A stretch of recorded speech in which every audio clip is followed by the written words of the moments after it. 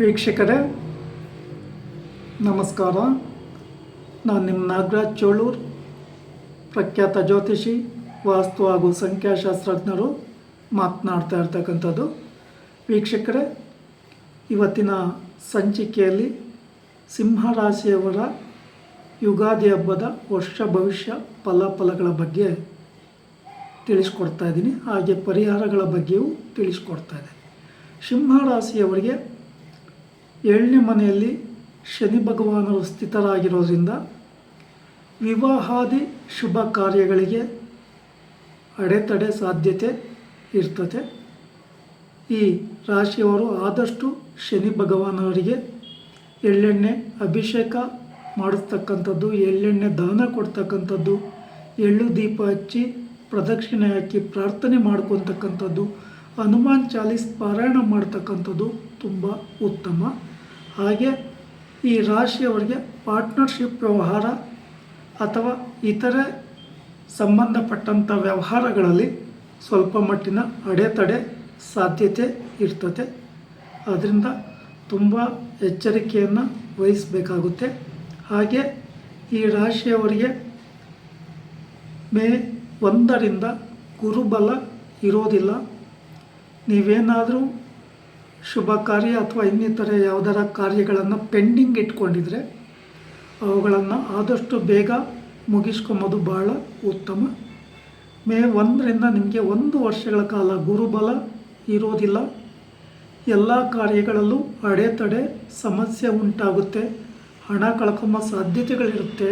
ತುಂಬ ಎಚ್ಚರಿಕೆಯನ್ನು ವಹಿಸಬೇಕಾಗುತ್ತೆ. ಹಾಗೆಯೇ ಗುರುಬಲ ಇಲ್ಲದಲೇ ಇದ್ದಂಥ ಒಂದು ಸಂದರ್ಭಗಳಲ್ಲಿ ಸಾಯಿಬಾಬಾ ಮಂದಿರ ಅಥವಾ ರಾಘವೇಂದ್ರ ಟೆಂಪಲ್ ಅಥವಾ ಅಶ್ವತ್ಥ ವೃಕ್ಷದ ಪ್ರದಕ್ಷಿಣೆಯನ್ನು ಮಾಡಿ 12 ಸುತ್ತು ಪ್ರದಕ್ಷಿಣೆ ಹಾಕಿ ಅಶ್ವತ್ಥ ವೃಕ್ಷದ ಮೂಲ ಮಂತ್ರವನ್ನು ಜಪ ಮಾಡೋದು ಬಹಳ ಉತ್ತಮ. ಸಾಯಿಬಾಬಾ ಮಂದಿರದಲ್ಲಿ ಹಳದಿ ಹೂವು ತೆಗೆದುಕೊಂಡೋಗಿ ಪೂಜೆ ಕೊಡಿ. ಸಾಧ್ಯ ಆದರೆ ರಾಘವೇಂದ್ರ ದೇವಸ್ಥಾನಗಳಲ್ಲಿ ಮಂತ್ರಾಕ್ಷತೆ ಪ್ರಸಾದ ಸಿಕ್ಕಿದರೆ ಆ ಮಂತ್ರಾಕ್ಷತೆಯ ಪ್ರಸಾದವನ್ನು ಯಾವಾಗಲೂ ನಿಮ್ಮಲ್ಲಿ ಇಟ್ಕೊಳ್ಳಿ. ಬಟ್ ಯಾವುದೇ ಹೊಸ ವ್ಯಾಪಾರ ವ್ಯವಹಾರ, ಮನೆ ಕಟ್ಟೋದು, ವಿವಾಹಾದಿ ಕಾರ್ಯಗಳಿಗೆ ಶುಭವಾದಂಥ ಸಮಯ ಅಲ್ಲ. ಎಚ್ಚರಿಕೆಯನ್ನು ವಹಿಸಿ. ಹಾಗೆ ಆರೋಗ್ಯದ ಕಡೆಯೂ ಗಮನ ಹರಿಸೋದು ತುಂಬ ಉತ್ತಮ.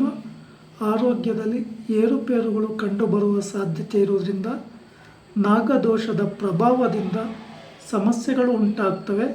ಸಾಧ್ಯ ಆದರೆ ನಾಗದೇವರಿಗೆ ಹಾಲಿನ ಅಭಿಷೇಕ, ಪಂಚಾಮೃತ ಅಭಿಷೇಕ, ಎಳನೀರಿನ ಅಭಿಷೇಕ ಮಾಡಿಸ್ತಕ್ಕಂಥದ್ದು ಭಾಳ ಉತ್ತಮ. ಸಾಧ್ಯವಾದರೆ ಶ್ರೀ ಕ್ಷೇತ್ರ ಕುಕ್ಕೆ ಸುಬ್ರಹ್ಮಣ್ಯದಲ್ಲಿ ಸರ್ಪ ಸಂಸ್ಕಾರ ಶಾಂತಿ ಹೋಮ, ಆಶ್ಲೇಷ ಬಲಿ, ನಾಗಪ್ರತಿಷ್ಠೆಯನ್ನು ಮಾಡಿಸಿ. ಅದರಿಂದ ನಿಮಗೆ ನೆಗೆಟಿವ್ ಕಮ್ಮಿ ಆಗುತ್ತೆ. ಇನ್ನು ವಿಶೇಷವಾಗಿ ಹೇಳ್ಬೇಕಂತಂದರೆ ನಿಮಗೆ ಭಾನುವಾರ ತುಂಬ ಶುಭಪ್ರದವಾಗಿರ್ತದೆ. ಕೆಂಪು ಬಣ್ಣ ನಿಮ್ಮ ವ್ಯಾಪಾರ ವ್ಯವಹಾರಗಳಿಗೆ ಉತ್ತಮ. ಹಸಿರು ಬಣ್ಣವೂ ಸಹ ಶುಭಪ್ರದವಾಗಿರ್ತದೆ. ಹಳದಿ ಬಣ್ಣವನ್ನು ಸಹ ನೀವು ಹಾಕ್ಕೋಬೋದು. ಪೂರ್ವ ದಿಕ್ಕಿನ ವ್ಯವಹಾರ ಅಥವಾ ಉತ್ತರ ದಿಕ್ಕಿನ ವ್ಯಾಪಾರ ವ್ಯವಹಾರಗಳಿಂದ ಲಾಭವನ್ನು ಪಡ್ಕೊಳ್ಳಿಕ್ಕೆ ಸಾಧ್ಯತೆ ಇದೆ.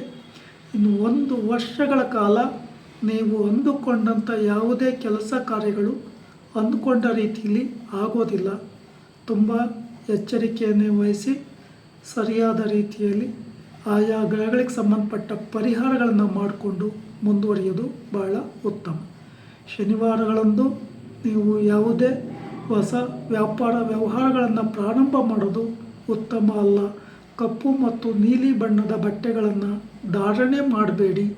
ಹಾಗೆ ಶನಿವಾರಗಳಂದು ಕಟಿಂಗ್ ಮಾಡಿಸೋದು, ಶೇವಿಂಗ್ ಮಾಡಿಸೋದು ಅಥವಾ ನಾನ್ ವೆಜ್ ಊಟ ಮಾಡೋದು ಅಥವಾ ಬೇಡದಿರೋ ಡ್ರಿಂಕಿಂಗ್ ಹ್ಯಾಬಿಟ್ ಇಂಥವೆಲ್ಲ ಮಾಡ್ತಕ್ಕಂಥದ್ದು ಒಳ್ಳೆಯದು ಅಲ್ಲ.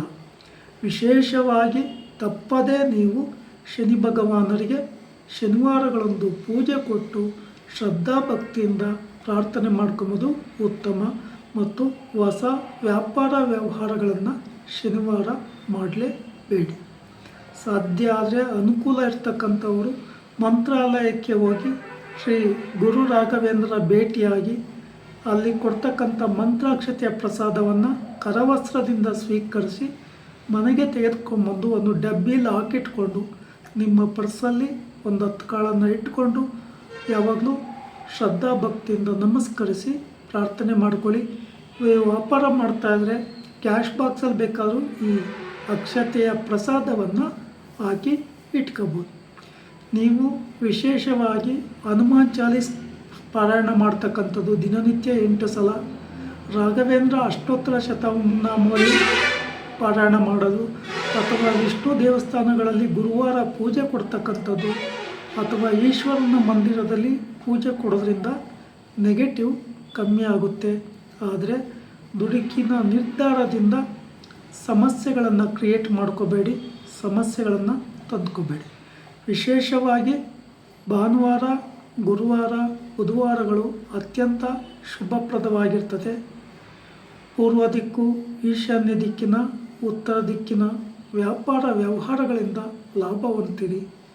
ಸರಿಯಾಗಿ ನೋಡಿಕೊಂಡು ನಿರ್ಧಾರ ತೆಗೆದುಕೊಂಡು ಪರಿಹಾರಗಳನ್ನು ಮಾಡ್ಕೊಳ್ಳಿ.